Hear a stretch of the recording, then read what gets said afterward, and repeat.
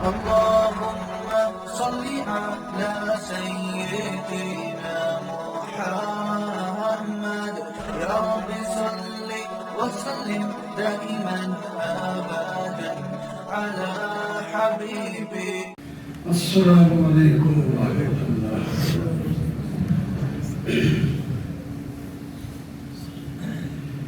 الحمد لله وكفى والصلاة والسلام على سيد الرسل وخاتم الأنبياء. أما بعد، فأعوذ بالله من الشيطان الرجيم. بسم الله الرحمن الرحيم. يا أيها الذين آمنوا كتب عليكم الصيام. صدق الله مولانا العظيم. اللهم صل على سيدنا ومولانا محمد وعلى آل سيدنا ومولانا محمد وبارك وسلم. محترم معزز سامعین، بزرگوں، دوستوں اور عزیزوں، رمضان مبارک کے بارے میں گفتگو آپ سن رہے تھے. اگلا مہینہ انشاءاللہ اگر ہم زندہ ہوئے تو رمضان کے اندر ہوں گے. یہ شعبان کا آخری جمعہ ہے. اگلا جمعہ رمضان کا پہلا جمعہ ہوگا. تو رمضان المبارک ایک سیزن ہے. ہر چیز کا ایک سیزن ہوتا ہے. دوسرے نمبر میں فصل ہوتا ہے. فصل کے موسم میں آدمی اپنے آپ کو دوسرے کاموں سے فارغ کر کے فصل کمانے کے لیے مصروف کرتا ہے. بہار کا مہینہ ہے، جگمگانے کا مہینہ ہے، گناہ بخشوانے کا مہینہ ہے، درجے بڑھوانے کا مہینہ ہے، رب تعالیٰ کو منانے کا مہینہ ہے، جنت میں نام لکھوانے کا مہینہ ہے، جہنم سے نام کٹوانے کا مہینہ ہے. اس کی ہم قدر کریں. قرآن پاک میں بھی اس مہینے کے بارے میں خوب فضیلت آئی ہے. نبی کریم صلی اللہ علیہ وسلم نے بھی اس کے بارے میں بہت سی احادیث ہم تک پہنچی ہیں. آپ کی یہ مہینہ انسان کو اللہ تعالیٰ کا محبوب بنانے کا مہینہ بھی ہے. آقا انعامدار سرور کائنات مفخر موجودات سید الکونین صلی اللہ علیہ وسلم نے فرمایا: لخروف فم الصائم اطیب عند اللہ من ریح المسک. روزے دار کے منہ سے جو بھوکا رہنے کی وجہ سے معدے میں بنتی ہے اور پھر منہ کے ذریعے جب آدمی بات کرتا ہے تو کچھ محسوس ہوتا ہے، وہ ایسی روح ہے جو لوگ تو اس کو پسند نہیں کرتے. کسی بھی روح کو بندہ نہیں پسند کرتا، لیکن دنیا میں بھی جس سے محبت ہو اس کی ہر چیز اچھی لگتی ہے. اس کی بو بھی خوشبو نظر آتی ہے، اس کی بد شکلی اچھی شکل نظر آتی ہے، اس کی گفتگو بھی پیاری لگتی ہے، اس کا ہر قول فعل اچھا لگتا ہے.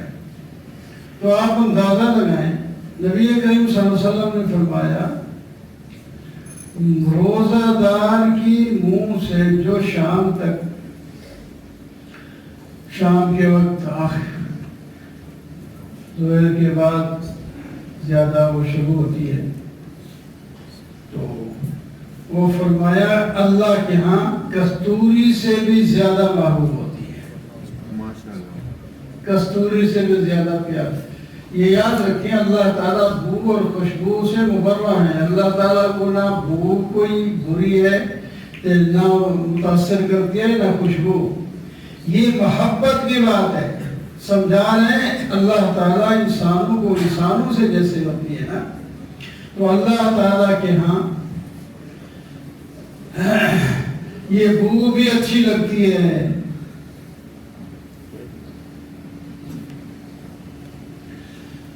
اسی واسطے امام شافعی اور غالباً امام احمد رحمہ اللہ بھی کہتے ہیں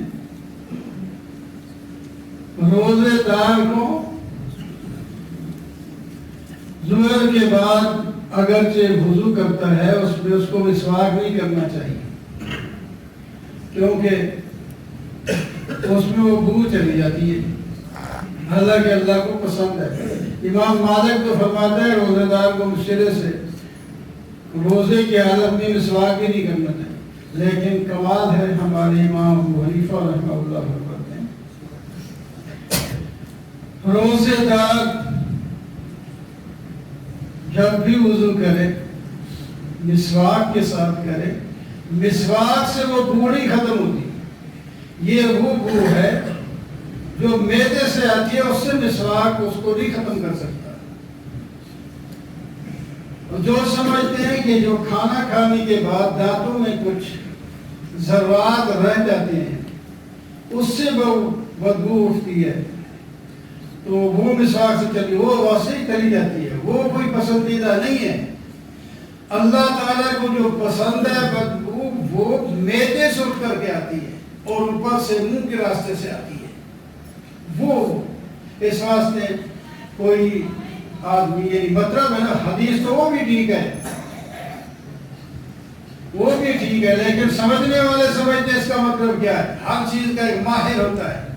اللہ تعالیٰ نے امام ابو حنیفہ رحمہ اللہ دین سمجھنے کی بہت بڑی مہارت دی تھی، سب احادیث کے اندر تطابق کرتے تھے، اس واسطے ہم ان کے مقلد ہیں، وہ بھی باتیں حدیث سے بتاتے ہیں، حدیث سے اور قرآن سے بتاتے ہیں، اس واسطے ان کی طرف سے اعلان ہے میری کوئی بات حدیث و قرآن کے مخالف ہو جائے تو وہ دیوار پہ مار دو، قرآن اور حدیث کو لو میری بات مانو، لیکن آج تک کسی کو جرأت نہیں ہوئی کہ کوئی بتا دے امام صاحب نے حدیث کے خلاف کیا یا قرآن کے خلاف کوئی بات کی ہے، کوئی بتائے، کوئی بھی نہیں بتا سکتا۔ یہ الگ بات ہے دو حدیثیں تین حدیثیں یا کوئی حدیثیں آپس میں مخالف بظاہر مضامین کے اعتبار سے ہوتی ہے، کوئی ایک کو لے لیتا کہتے ہیں یہ تو حدیث موجود ہے، لیکن اس کو بتایا تھا یہ دوسری حدیث پہ تو اس کو کیا کریں۔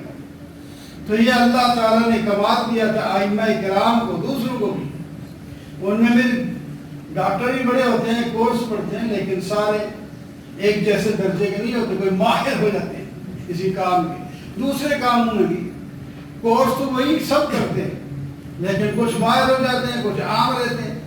اس طرح علماء بھی درس نظامی تو سب پڑھتے ہیں، لیکن کچھ لوگ علماء کرام میں سے بہت اونچے درجے کو چلے جاتے ہیں ہر لحاظ سے، تو درس نظامی انہوں نے بھی پڑھا ہے اور دوسروں نے بھی پڑھا، لیکن انہوں نے محنت چھوڑ دی، ختم کر دیا۔ اللہ تعالیٰ کے ہاں جتنا بھی آپ محنت کریں گے اللہ تعالیٰ ذہن کو کھولتے چلے جائیں گے، سمجھ میں ترقی آتی جائے گی، بات سمجھتے جائیں گے، ورنہ اگر کم ہوئے یا مخالفت کی تو ہر حدیث اور آیت میں آپ کو تضاد نظر آئے۔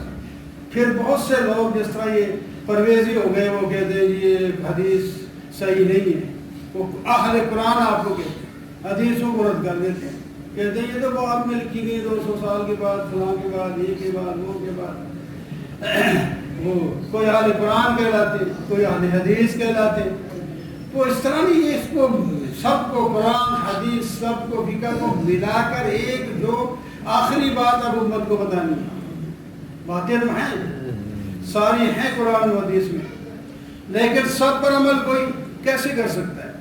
یہاں بھی ہاتھ باندھے اور یہاں بھی باندھے، ایک دفعہ باندھ سکتا ہے؟ ایک دفعہ یا یہاں باندھے گا یا یہاں باندھے گا، ایک جگہ ہی باندھے گا نا۔ ہوں حدیث تو دونوں آئی، ایک نے یہ لے لیا، لیکن دیکھا جائے گا، فقہا بتائیں گے کہ اصل کیا ہے، یہ کب تھا، کیوں تھا، کب آپ نے کیا، اس کے راوی کون ہے، وہ سارا کچھ سمجھے گی۔ تو بہرحال رمضان المبارک ہے، اس میں آپ صلی اللہ علیہ وسلم 3 باتوں کا زیادہ اہتمام کرتے تھے، 3 باتوں کا زیادہ اہتمام کرتے تھے، وہی بتا کر ختم کرتا ہوں۔ پہلی بات، آپ عبادات میں جو پورے سال عبادت کرتے تھے، آپ کو یہ یاد رہے کہ آپ رمضان کے علاوہ بھی اتنی عبادت کرتے تھے، اتنی نوافل پڑھتے تھے رات کو کہ آپ کے پاؤں مبارک میں ورم آ جاتا۔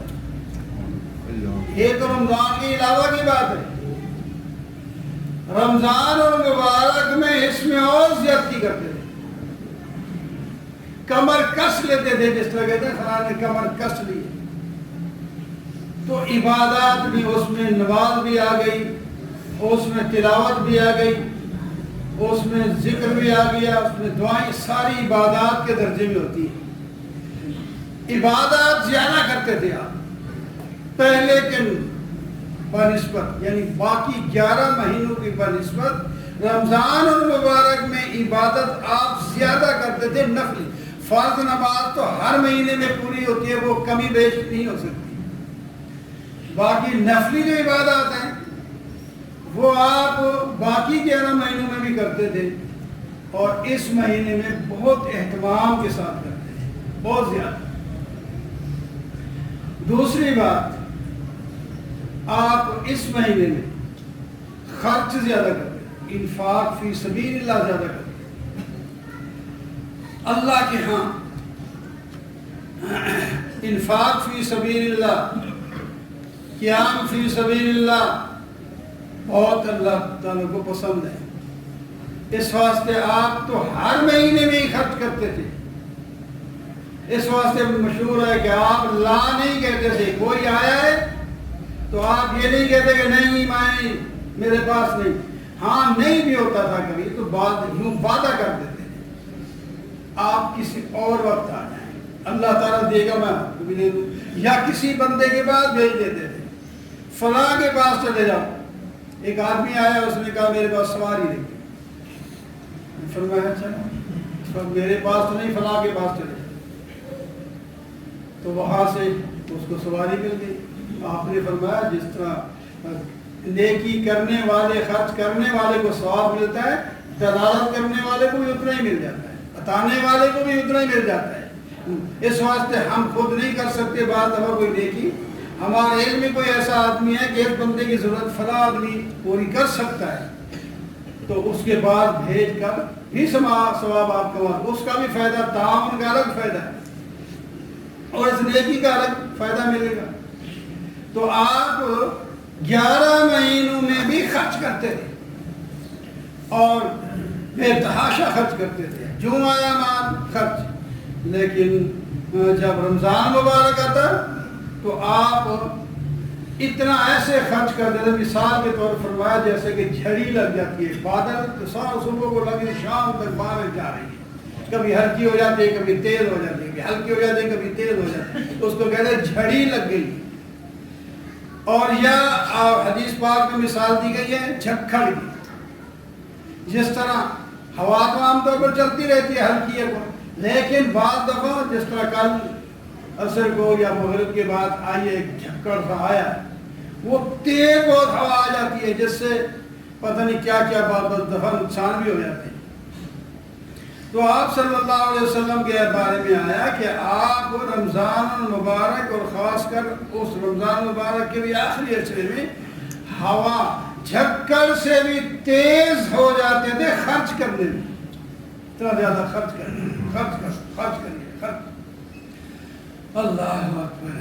بہرحال یہ کام عبادات میں تیزی اور اللہ کے راستے میں خرچ کرنے میں تیزی، اللہ سے مانگنے میں تیزی، بہت زیادہ مانگتے تھے، ہر وقت ہی مانگتے تھے، ہمارا کام ہی مانگنا ہے، وہ داتا ہے، دینے والا ہے، ہم مانگنے والے ہیں، ہمارے پاس جتنا بھی جو کچھ ہے پھر بھی ہم فقیر ہیں، محتاج ہیں۔ اللہ سے مانگیں، اللہ سے مانگیں، توفیق بھی اللہ سے مانگیں، شکر بھی اللہ تعالیٰ کا کریں۔ تو ہر حال یہ 2-3 کام پھر ابھی سے نیت ہم کر لیں کہ اپنے کاموں جو دنیا میں غور کرتے ہیں، بے شک آخر انسان ہاتھ پاؤں چھوڑ کے بیٹھ تو نہیں رہتا، لیکن کام گھٹا بڑھا تو سکتا ہے نا، زمانے میں ہوتے رہتے ہیں۔ کچھ کام جو ہیں وہ اس مہینے میں گھٹا کر عبادات میں ہم زیادہ زور لگائیں تو ہمیں بہت بڑا فائدہ ہو جائے گا۔ اور قول قولی ھذا الحمدللہ۔